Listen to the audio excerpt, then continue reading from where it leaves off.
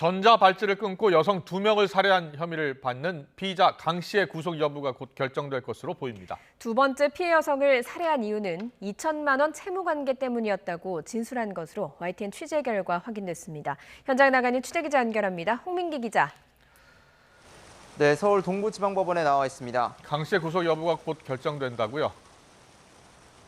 네, 그렇습니다. 이르면 오늘 오후 혹은 저녁쯤 결정될 것으로 보입니다. 앞서 강 씨는 오전 11시 20분쯤 이곳에서 구속영장 실질 심사를 마치고 밖으로 나왔습니다. 이번에도 취재진은 강 씨에게 두 여성을 왜 살해했는지 또 사과할 뜻은 없는지 물었는데요. 강 씨는 아무 답변도 하지 않았습니다. 하지만 마지막으로 할 말 없냐는 질문에 강 씨가 잠깐 입을 열었는데요. 사회가 자신을 이렇게 만들었다며 핑계를 댔습니다. 또 더 경악할 만한 발언도 있었는데요. 직접 들어보시겠습니다. 하실 말씀 없으세요? 내가 더 많이 죽이지 못한 게 한이 된다. 네, 이보다 앞서 강 씨는 경찰서를 떠나면서 또 법원에 들어설 때까지도 반성하는 태도를 보이지 않았는데요. 살해 동기나 사과할 뜻을 묻는 취재진을 발로 차거나 또 욕설하기도 했습니다. 현재 법원에서는 강 씨의 구속영장 심사가 6시간째 진행 중입니다. 네, 그런데 강 씨가 두 번째 피해자를 살해한 동기를 말했다고요?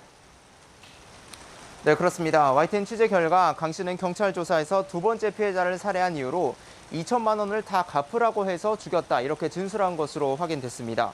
금전 문제 때문에 살인을 저질렀다는 강 씨의 주장이 조금 더 구체적으로 확인된 건데요. 전자발찌를 끊은 뒤에는 피해 여성과 함께 경기도 하남시 팔당댐을 다녀온 것으로도 확인됐습니다. 이후 잠실 한강공원으로 온 뒤 새벽 3시 반쯤 피해자의 차 안에서 말다툼 끝에 범행을 저지른 것으로 파악됐습니다. 경찰은 강 씨가 여성들과 함께 있는 CCTV 기록과 주변인 진술, 또 계좌 내역 등을 폭넓게 검토하며 이 진술이 사실인지 확인하고 있습니다. 강 씨에게 주어진 혐의는 2가지, 살인과 전자장치 훼손 혐의입니다. 전자발찌를 찬 상태에서 40대 여성 1명, 또 전자발찌를 끊은 뒤 50대 여성을 1명을 더 살해한 혐의를 받습니다. 전자발찌를 끊은 뒤에 스스로 경찰서를 찾아 자수하기까지 강 씨의 행적도 밝혀내야 할 대목입니다.